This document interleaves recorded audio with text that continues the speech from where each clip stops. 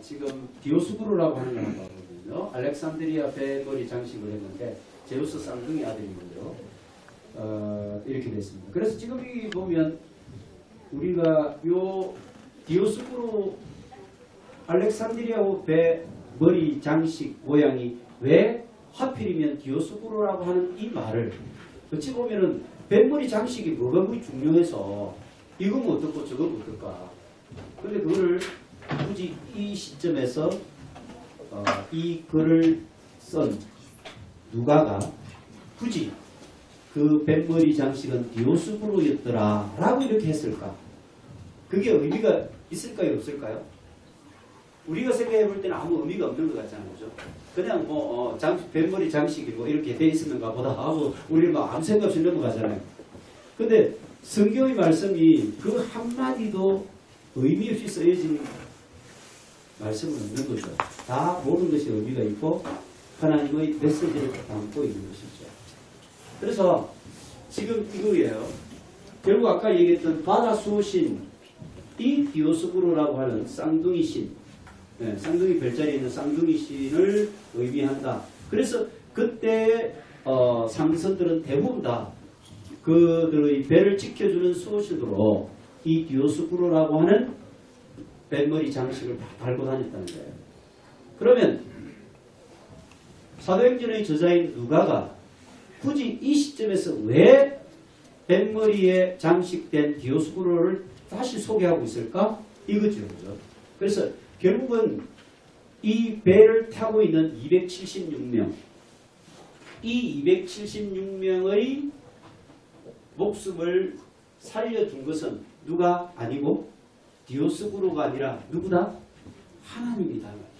하나님께서 진정한 살아있는 신이고 하나님만이 생명을 살릴 수 있는 유일한 분이라고 하는 것을 강조하기 위해서였어요. 그러니까 이때 이 사람들, 그리스 헬라 사람들은 어렸을 때도 이 우상을 자기들을 지켜주는 그런 신으로 생각했던 거잖아요. 그죠? 그러나 결국은 그 바다 수호신이라고 하는 디오스구르 이 신이 지켜주지를 못했어. 왜? 아까 이야기했지만 결국은 이 유라굴라 강풍이 불고 지중해에서 그렇게 강풍이 불었을 때 그 알렉산드리아라고 하는 그 큰 배도 여지없이 난파되고 자기들이 죽을 고비에 넘어갈 수밖에 없었던 것이죠. 그런데 그때 하나님의 신실한 종 바울이 타고 있었기 때문에 그 276명도 결국은 바울 때문에 다 살았다는 거예요. 그래서 바울이 결국 그 모든 여정 가운데 이 276명 로마 군인들뿐만 아니라 거기에 탔던 모든 사람들이 그 과정들을 거치면서 그때 바울과 함께 하고 있었던 하나님에 대해서 그들이 알게 되었다는 거죠. 그리고 바울이 일으키는 그런 기적이라든지 바울이 예언했던 그런 모든 것들이 그대로 들어맞았거든요. 그러니까 이 사람들은 진짜 신은 누가 아니라 신화속의 디오스구르가 아니라 바로 하나님이다. 이것을 알게 되었다는 거예요. 그것을 알려주기 위해서 굳이 이 디오스구르라고 하는 뱃머리 장식을 이때 지금 이야기하고 있는 것입니다. 그리고 이 뱃머리 장식이 디오스구르였다라고 하는 말이 처음 나오는 이유는 알렉산드리아 배가 처음에 그들이 무라항에서 같이 타고 왔던 배가 아니라 그 배가 난파되고 또 다른 배라고 하는 의미 하나와 그리고 실제 생명의 구원자는 이 신화 속의 인물이 아니라 하나님이다 라고 하는 것을 보여주는 거죠. 여러분 우리 에베소 했지 않습니까? 에베소 했던 거 기억납니까? 에베소. 에베소에서 사도 바울이 몇 년 동안 사역을 했습니까? 3년 했죠. 그죠? 이 에베소는요 굉장히 소아시아에서 중요한 지역이라고 했죠. 그래서 이 3년을 할 때에 이 에베소가 어떤 지역이 있습니까? 바로 뭐로 가장 유명한 도시였죠? 이때가? 아데미. 여러분 아데미 여신, 아데미 신전 기억납니까? 그럼요. 이 아데미 여신의 모신 아데미 신전. 아데미 신전. 이 아데미 신전이 얼마나 컸으면 지금 남아있는 파르데논 신전의 한 몇 배? 한 7배 이상 되는 어마어마한 신전이에요. 이 신전을 7대 불가사이라고 했죠. 물론 이거는 남아있지 않습니다만 그때 기록을 보면 이 7대 불가사이라고 7대 불가사이 그 정도로 어마어마한 규모의 신전이었고 그렇다고 한다면 이 아데미 여신을 모셨던 이 신전이 그 정도의 규모였다면 이곳에서 이 당시에 에베소 사람들이 한 4만, 4, 5만 된다고 하는데 이런 규모의 신을 모신 이 신전을 운영하기 위해서는 그 에베소 시민들이 직간접적으로 다 이 신전과 관계되는 업을 하고 있었다는 거예요. 왜냐하면 이 신전에는 이미 공인된 창녀, 이 창녀만 해도 한 2,000명이 돼요. 2,000명. 그럼 이 제사 드리러 오는 사람들, 신전에 제사 드린다는 게 뭐냐면 이 창녀들하고 같이 이렇게 또 자는 거예요. 왜? 그렇게 해야만 거기서 그 관계를 통해서 아데미 여신이 뭘 준다? 예, 어떤 풍요와 그리고 많은 다산. 그래서 풍요와 다산의 신이잖아요. 이 아데미가. 아데미. 그래서 로마에서는 무슨 신? 로마의 다이아나죠. 예, 이 다이아나, 로마에서는 다이아나라는 이름으로 불려지지만 그리스 신화에서는 아데미 신이죠. 그래서 풍요와 다산의 신이고 지난번에 여러분 기억납니까? 그림? 예, 유방이 몇 개? 24개. 유방이만 주렁주렁 달려가지고 이게 풍요와 다산의 신 상징하는 신이었고요. 그래서 이 신전에서 일어난 이런 일들이 전부 다 아주 우리가 볼 때는 굉장히 엄난한 것들이었는데 이런 것들을 통해서 많은 소출을 내고 풍요를 가져다 준다고 믿었다는 거예요. 그래서 여기서 어마어마한 신전 규모를 우리가 고려해 볼 때에 거기서 뭐 신전에 제사 지내고 그 다음에 또 신전을 뭐 수리하고 또 신전에서 뭐 음식 팔고 신전 기념품 팔고 이렇게 해가지고 먹고 사는 사람이 얼마나 많았겠습니까, 그죠? 예. 그러니까 결국은 여기서 중요한 것은 뭐냐면 이렇게 이 도시 전체를 들었다 놨다 할 수 있는 이 모든 생업과 문화의 중심이 다 아데미라고 하는 이 우상신을 섬기는 것으로 살아가고 있었고 그것이 그 도시의 전부였다는 거예요. 그때 사도 바울이 이 3년 동안 에베소에서 사역하면서 뭐라 했겠습니까? 너희들이 섬기는 그거는 가짜야, 가짜. 우상이야. 그거는 죽은 신이야, 죽은 신. 그것을 끊임없이 3년 동안 이야기하지 않았겠습니까? 네. 그러니까 에베소에서 아볼로도 있고 그 다음에 또 브루스길라와 아굴라가 고린도에서 건너와서 또 사역하고 막 그랬잖아요. 그죠? 네. 그러니까 이런 하나님의 그 생명의 말씀을 전하기 위해서 우상의 핵심 중에 핵심 도시였던 이 에베소에서 얼마나 그 사역이 힘들었겠냐면 사람들이 이게 자기들을 먹여 살려주는 그거라고 했는데 실제로 또 먹여 살려주고 있었고 왜? 이거 갖고 먹고 살았으니까. 그러니까 이게 이 신이 자기를 먹여 살려준다고 탕탕 믿고 있었다는 거예요. 근데 그게 우상이고 그거는 죽은 신이야 라고 얘기할 때의 바울의 심정. 자, 그거 하고 지금 여기서 마지막 지금 막바지에 우리 사도행전 장식하면서 이 디오스구르가 왜 등장했겠냐? 왜? 그러니까 이 신화의 고장, 신화로 이렇게 모든 사고가 굳어져 있던 이 지중해 지역 사람들에게 이거는 다 허상이다, 우상이다, 죽은 신이다, 죽은 신이다 이 얘기를 하고자 하는 거 아닙니까? 그죠? 진짜 신은 하나님 한 분이다. 하나님만이 살아있는 신이고 하나님만이 정말 참된 신이다. 근데 그게 지금 증명이 됐어요? 안 됐어요? 됐습니다. 왜요? 진짜 하나님이 살아 계시기 때문에 진짜 하나님을 믿었던 사도 바울의 그 기록과 역사는 지금도 2000 이후에 여러분과 저를 통해서 지금도 우리 자리에 살아 있는 거잖아요. 우리 계속해서 살아계신 그렇게 바울이 전파했던 살아계신 하나님 그분에 대해서 우리가 사도 바울을 따라서 지금도 2000년이 지났지만 이야기하고 있잖아요. 그러나 디오스쿠로, 에베소의 아데미 이런 건 누가 이야기합니까?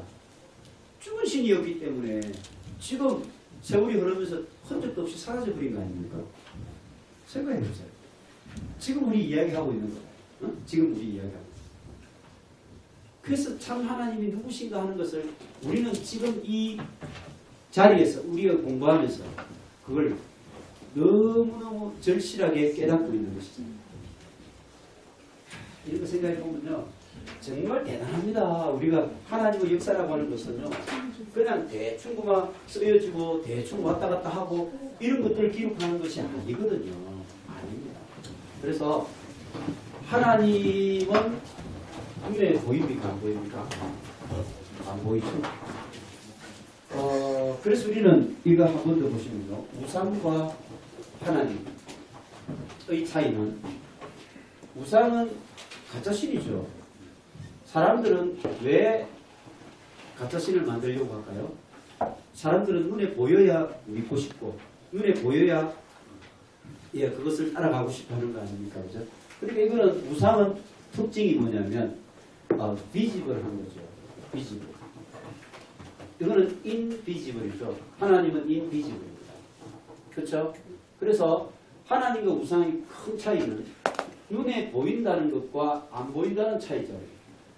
그럼 사람들은 왜 이게 눈에 보여야 자기들이 믿고 만지고 이렇게 섬기고 할 수 있다고 생각하는 거죠. 하나님은 인간에 의해서 좌우될 수 있습니까? 안 되는 거죠.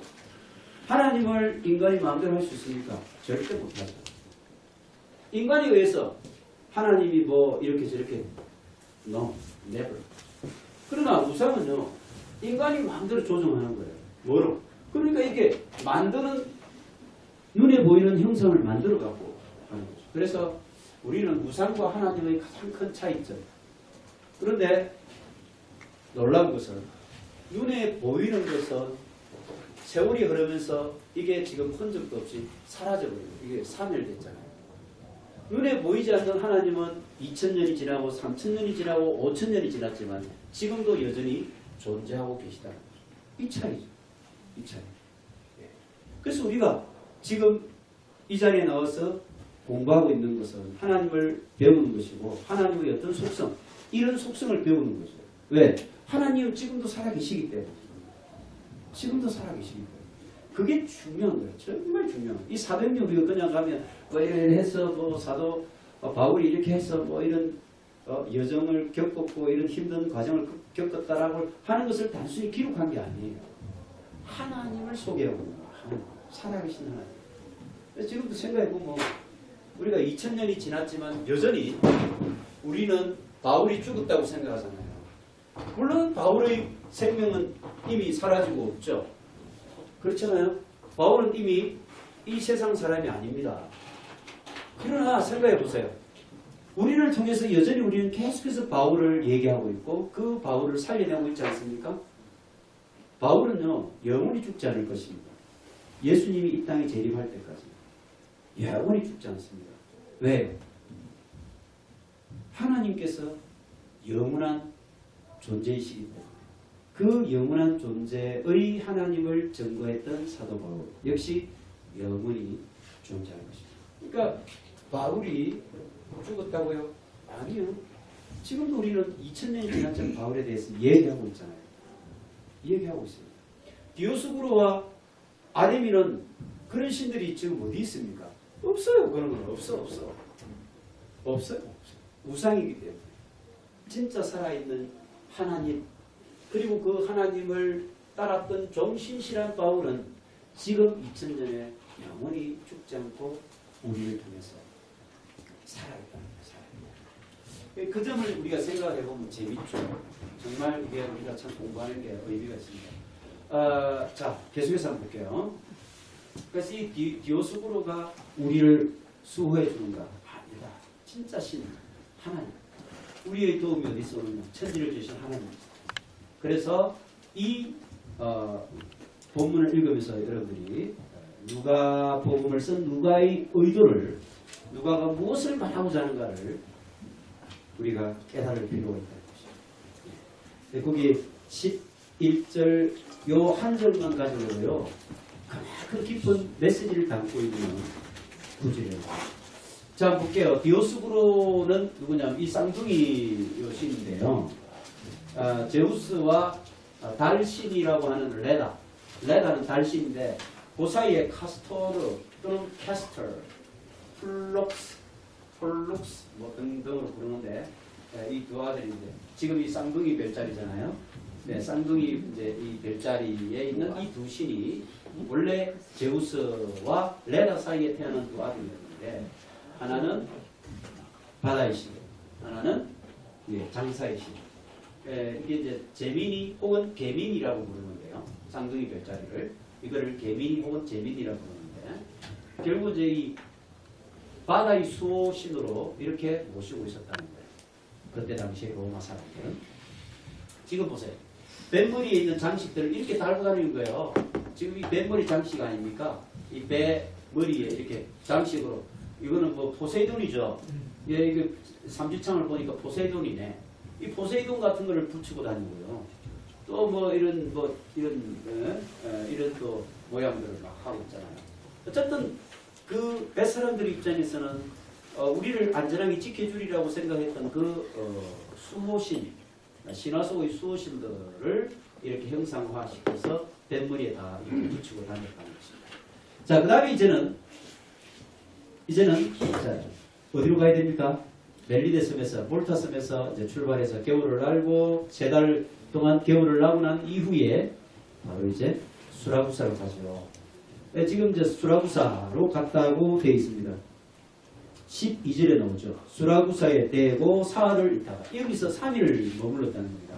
그래서 이 수라구사는 시라쿠사 혹은 시라쿠스 뭐 등으로 부르는데 이 그리스가 이탈리아 땅에 가장 먼저 세운 식민도시다. 그리고 이제 포에네 전쟁에서 로마가 승리하면서 결국 이 섬 있죠. 아까 그 섬이 시실리아 섬이었죠. 이 섬에 있는 대표적인 도시가 시라쿠사입니다.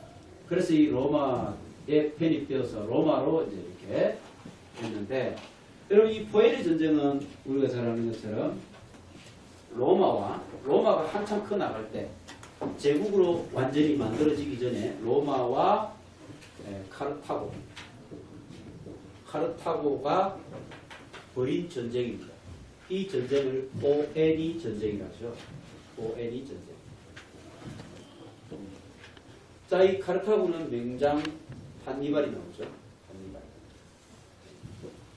이 전쟁에서 결국 이제 로마가 승리하면서 지중해 해상권을 완전히 장악하고 로마가 대제국으로 이렇게 부상하게 되는 아주 중요한 전쟁이 포에니 전쟁입니다. 그래서 이 포에니 전쟁을 통해서 역시 이전에 그리스 문명이 자리 잡고 있었던 이 시실리아 섬도 로마 수중에 들어가게 된다는 것입니다. 자, 여기 이제 보면 그래서 현재는 그리스 유적과 로마 유적이 동시에 이제 나타납니다. 시실리아 섬. 자, 이 시실리아 섬인데요. 이 시실리아 섬에 시라쿠사, 뭐 카타니아, 뭐 이렇게 팔레르모 해서 아그리젠토, 노토 해가지고 여러 주요 이런 항구 도시들이 있잖아요. 근데 여기 시라쿠사가 바울 일행이 3일을 머물렀던 곳입니다. 머무르고 이제 어디로 가느냐? 배를 타고 요리 올라가겠죠. 그래서 이태리 반도의 본섬에 도착을 합니다. 자, 지금 보면 한 번 더 보시죠. 여기 시라쿠사 돼 있죠. 시라쿠사. 요 섬 전체가 시실리아입니다. 그러면 지금 멜리데, 몰타 섬에서 이렇게 시라쿠사로 올라갔죠. 수라구사. 그리고는 지금 요 섬과 요게 지금 이태리 반도의 제일 끝단입니다. 그 제일 끝단에 있는 항구 도시가 레기온입니다. 레기온. 이게 이제 뭐 영어로는 region 리전으로 군대, 군단 이런 의미를 가지는 거죠. 레기언, 리전. 요 도시로 오고요. 요 항구에 와서 배를 타고 어디로 가느냐 하면 어디로 가야 될까요? 보블리오 가야 되는데 보블리오 여기는 안 나오네. 보블리오에 도착하는 거예요. 네아폴리스, 이 나폴리입니다. 나폴리 근방에 도착을 합니다. 네, 여기 도착을 해요. 여기 도착을 해서 이제 육로를 따라서 쫙 로마로 올라갑니다. 자, 그 다음에 이 그리스에서 올 때는 배를 타고 오면 여기쯤 도착하겠죠. 바리항이 요 돼 있습니다. 그래서 여기 와서 우리는 나중에 여기서 그리스에서 배 타고 여기 로마로 옵니다. 그리고 여기서 네아폴리, 즉 나폴리 쪽으로 와서 여기에 있는 폼페이 유적을 보고 이렇게 해서 올라갑니다. 로마. 이쪽으로 잘 가고 이쪽 시간이 되면 우리 이런데 지중해를 한번 거쳐서 여행을 했으면 참 좋겠죠. 지금 시라쿠사 한번 보십시오. 시라쿠사 보시고 한번 보시죠.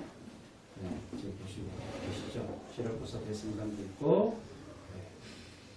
자, 지금 이제 전체 왔던 길이 이렇게 되고 여기서 멜리데에서 수라쿠사 왔죠. 그리고는 이제 레기온으로 올라갑니다. 이게 이제 이태리 반도의 끝단에 있는 도시입니다. 레기온. 거기서 보디올 항구로 갑니다. 여기서부터 육로로 로마까지 가거든요. 자, 레기온. 지금 현재 지명은 레조 디 칼라브리아라고 이렇게 부릅니다. 레조 디 칼라브리아. 그러니까 지금 현재 지명이 성경에 나온 지명대로 딱 안 돼 있다 보니까 우리가 지도를 가지고 참 찾기가 어렵습니다. 그래서 사실 이게 많이 공부를 해야 되는 거죠.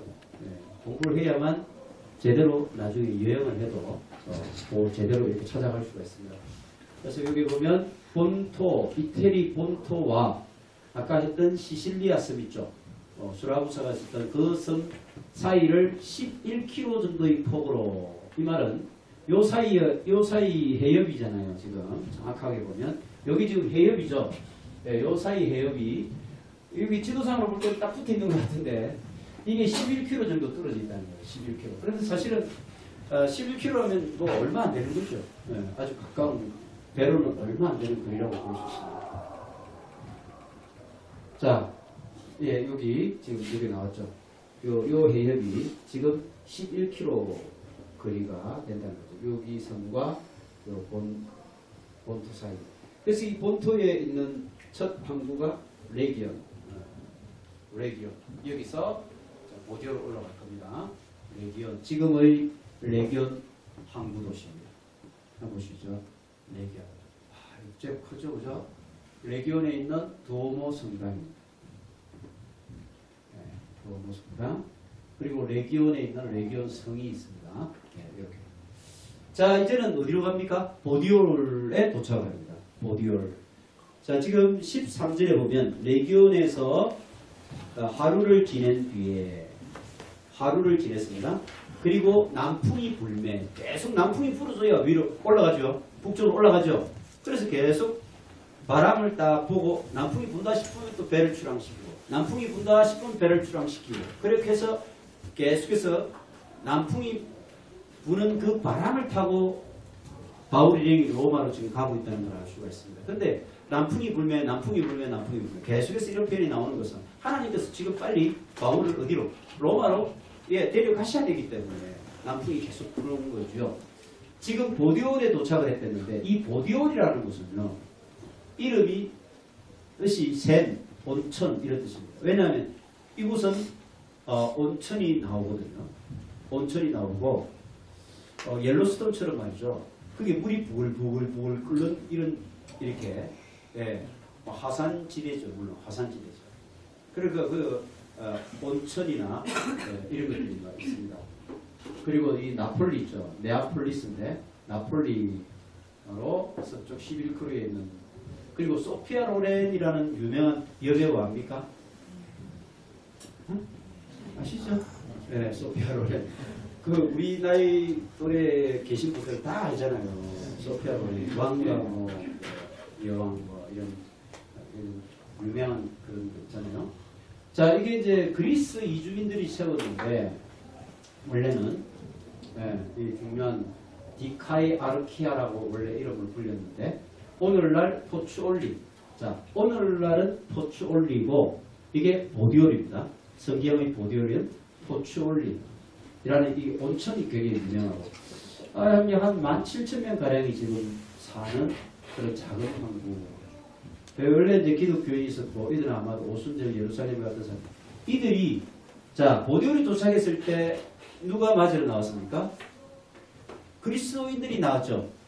아니 사도 바울이 지금 로마에 처음 도착하는데 복음을 들고 처음 오는데 그리스도인들이 어디서 생겼어요? 우리가 앞에서 아까 했잖아요. 로마의 추방령이 내렸을 때 그때 로마에서 쫓겨온 그리스도인이 있었잖아요. 고린도에 누구? 브리스길라와 아굴라. 그러니까 로마와 이 이태리의 그 주요 도시들에는 이미 그리스도인들이 있었어요. 그럼 그 그리스도인이 어떻게 생겼느냐? 바로 우리가 사도행전 몇 장? 2장에서 했잖아요. 그래서 사도행전 2장에 뭐가 나옵니까? 오순절이 이르네. 모든 사도들이 한 자리에 모여 기도하고 있을 때, 그렇죠? 마가의 다락방에서 성령이 각 사람 위에 불의 혀같이 임하매 그들이 각 나라의 방언으로 얘기하기 시작했다. 그리고 나오죠. 그래서 그 오순절이라고 하는 것은 6월절 명절을 지키기 위해서 예루살렘에 올라왔던 사람들이고요. 그 명절을 지키기 위해서 6월절에 왔는데 6월절에서 50일 지난 날이 오순절이잖아요. 그러니까 그날 막 방언이 터져가지고 막 각 나라 말로 얘기하는 거예요. 그래서 그 어디서 왔느냐? 바로 로마에서도 오고요. 아까 뭐 구브로에서도 오고 저 아프리카 이집트의 알렉산드리아에서도 오고 곳곳에서 왔거든요. 그 사람들이 제자들이 방언이 막 터져가지고 자기 지역에 있는 말로 막 복음을 전하는 것을 듣게 되었잖아요. 그때 이미 그리스도인들이 엄청나게 많은 숫자의 그리스도인들이 탄생했다는 겁니다. 특히 로마에서는. 그래서 이 기독교인들이 지금 사도 바울을 맞으러 이렇게 나오는 거죠. 그래서 14절에 거기 한번 보세요. 거기서 형제들을 만나라고 돼 있죠. 어디서? 보디올, 즉 포추올리 항에서 형제들을 만나는 거예요.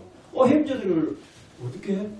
처음 지금 사도 바울은 지금 생전에 처음으로 그 땅을 밟고 있는데 이미 오순절에 그 복음을 들고 그곳에서 많은 그리스도인들이 생겨나기 시작했다. 그러면 굳이 사도 바울이 로마로 가야 할 이유는 뭐가 있습니까? 그들이 오순절에 성령 강림에 의해서 그때 제자들이 각 방언을 통해서 복음을 접하긴 했지만 체계적으로 배우고 있지는 못했죠. 그때 조금 들었단 말이에요.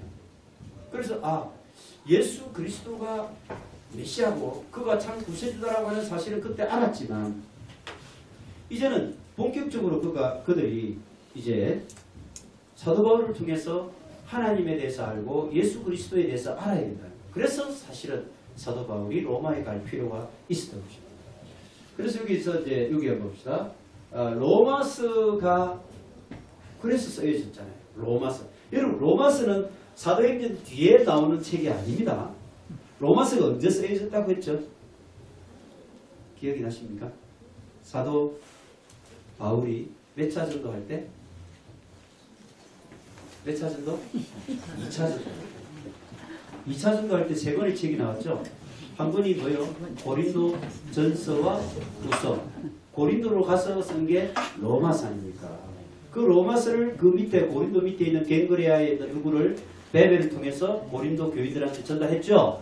여러분 고린도 우리 로마서 공부 나중 하면요. 사실 기독교 모든 교리가 다 담겨있는 책이 뭡니까? 로마서잖아, 그죠? 그래서 로마서 이거는 정말 깊은 교리의 책이거든요.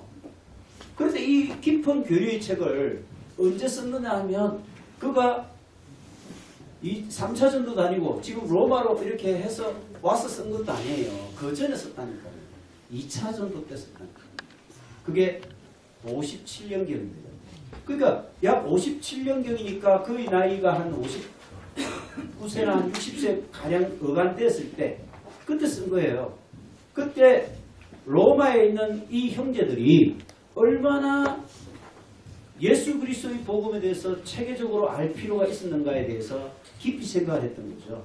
그래서 그가 고린도에서 로마에 있는 이 형제들, 지금 이 자기를 맞으러 오는 이 포철리에 있는 형제들, 그리고 지금 로마로 갔을 때 그 아비아 광장에 나온 그 형제들 있잖아요. 자기를 맞으러 오는 형제들. 그들을 대상으로 해서 썼던 거예요. 그들을 대상으로 해서. 그러니까 이 사도 바울의 복음의 형제이라고 하는 것은 얼마나 심한지, 그리고 그 전에 로마서라고 하는 이 우리 기독교 교리의 핵심을 사도 바울은 이미 2차 전도 때 머릿속에 다 이렇게 다 담겨져 있었다는 거죠. 그걸 생각해 보면 사도 바울이 1차 전도와 2차 전도를 떠나고 막 이럴 때 말이죠. 그냥 가서 막 예수 믿었어요 이렇게 막 그냥 우리가 외치듯이 그렇게 한 게 아니에요.